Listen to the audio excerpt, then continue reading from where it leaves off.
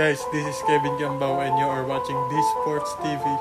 What is up mga Lodi? Welcome back sa ating channel. Ngayon, panoorin natin ang umaatikabong quarterfinals matchup ng Philoil Eco Oil 17th ECJ Preseason Cup. At para sa video na ito, tapatan ng dalawang kampyon, San Beda Red Lions at De La Salle University Green Archers.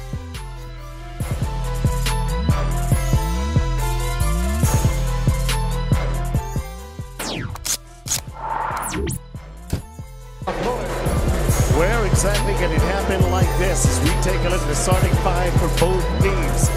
UAAP beats NCAA.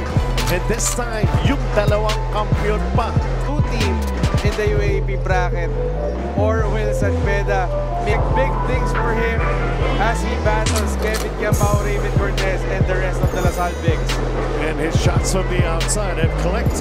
In the previous game, we saw him knocking down to get it. Yeah, just a two-man game between two players who are not afraid to shoot the basketball, but on the other side, it's nice to see rookies like that to watch out for.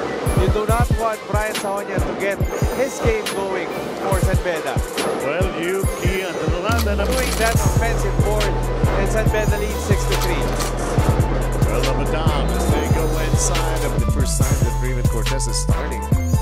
An important ball game like this, and he is a member of the starting five.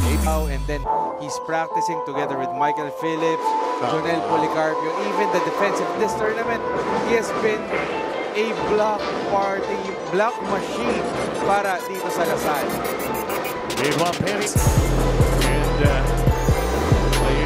it's like the made the best team wins portion. Cards out as they fight for a semi-final spot.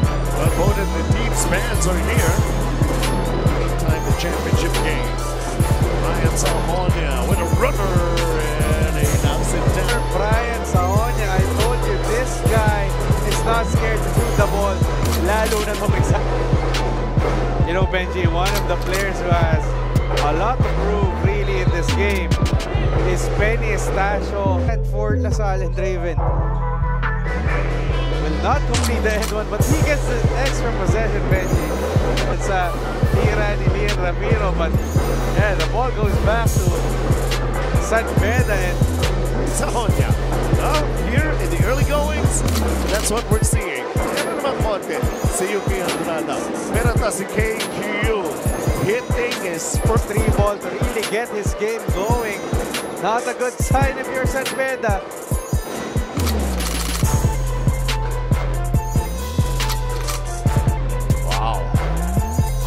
Missed that out.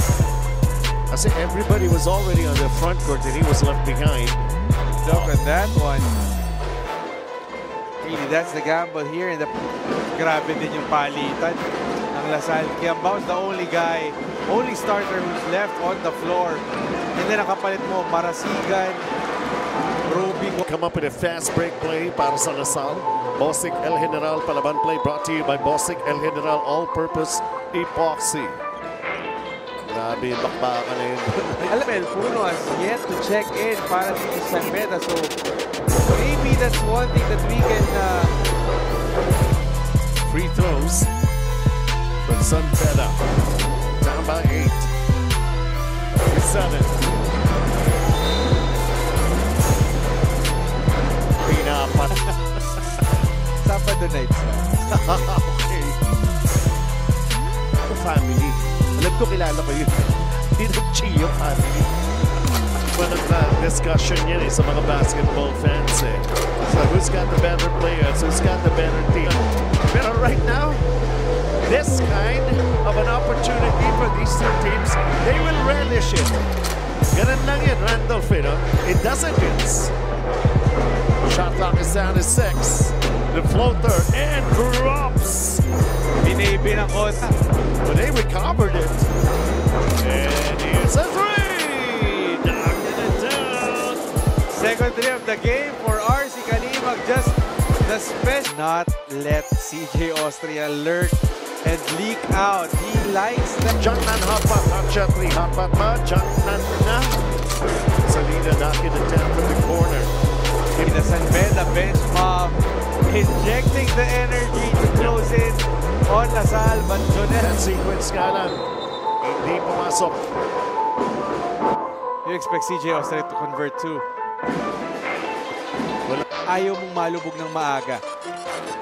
2-2 CJ up 6 from the backcourt here is going nowhere. And that will end the first 10 minutes of this in favor of De La Salle University Green Orchards. Benji, again, I would mention that. Oh, look! From CJ Austria to Henry Agonane. San Beda. And Agonane. Line. Yuki Andrada on the drive against three defenders, finding a one. La Salle having some problems retaining the possession. They were able to and found a nice execution of a play right there. Not to still execute despite the pestering defense. Hey, no, back the Red Lions.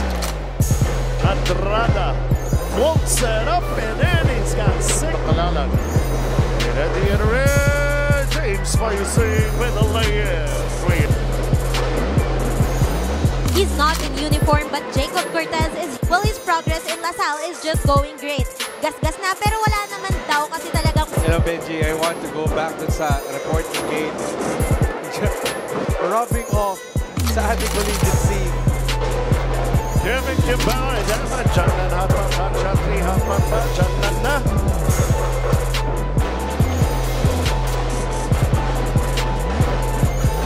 Alley-oop play! They kick out. There you go. That's the thing that they want really to happen for Sunao. Attacks. Whole game, ABC Thailand heats and free throws. Kimbao. Back it down on Yuki. Finds an open teammate. We have all day to make this three. Sometimes those risky passes turning out to be costly. There's really no extension of the arms. I don't think the officials are going to be explaining to everybody. Clear, unable, cash in. KQ with a jumper. It's a quick play needed here by La Salle. Kimbao will inbound. Agonane attacks. They have a chance to pad this lead more heading to the halftime break. 2 for 2 for him against San Beda. Wow, that's that bad pass. Oy! Buntik pa! Grabe ka naman, Henry Agonane. San Beda. Pero as it turns out, who's going to take this? And makes damihan mo pa. Yun ang gusto mangyari ng San Beda. Nako, yun nga. La Salle with Rian Ramiro. Earl Abadan from the T. RC. Oh, we don't want something like that to happen to him again. We know how good this kid is. Big factor in their championship. Control on that fast break play. Good play for La Salle. Yeah, 12 points now to the... An even bigger lead. Dumo. Oh! Long with Bonzanida on the floor. They're having an undersized big and forcing. Sahon, it's only his 6th point in the game. But kumbaga siguro tinuturo ni Coach Topek Robin, medyo nakaka-reality check talaga yan. Ako, yun ko naman sabihin ng bearing game yun. Tuguan na nga si Kevin Kimbao dun eh. Found, JC, extra possession. Guess why they had a chance to play previous in their battle against Sen. Comes the barrage of threes from La Salle. Eman Togler. 93 seconds remaining.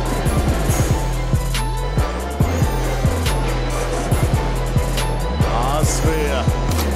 Here comes La Salle again. Another three-pointer. Dylan say, don't make me angry. You wouldn't like me when I'm angry.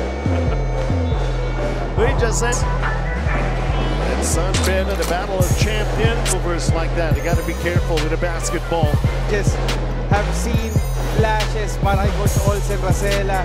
The action that we have seen here, parang hindi preseason dito sa ating preseason update. Pwede sila lang ng sila. And Jomel Puno and Yuki Andrade, very talented winger para dito sa La Salle. And now we're left with this. So inside 2 minutes, mapit dikit yung ball game kanina eh, di ba? What are they supposed to be doing on the floor? That's interesting. May chance ka pa bukas dahil semifinal. To the semis by defeating the UE Red Warriors in an earlier game that week. Andre Joyce Tungo, ang ating Puso Pilipinas Player of the Game. At eto na nga, kumpleto na ang ating semi-finalist. 3 pumasok na kupunan mula sa UAAP at isa sa NCAA. Sino sa tingin nyo magkakampyon dito sa PhilOil Eco Oil Pre-Season Cup? Komento sa ibaba at pag-usapan natin yan. Thank you for watching. Kung nagustuhan mo ang video na ito ay mag-subscribe ka na sa ating channel. Paki-follow na rin ang ating Facebook page Utak Pilipinas. Again, this is D Sports TV. Paalam.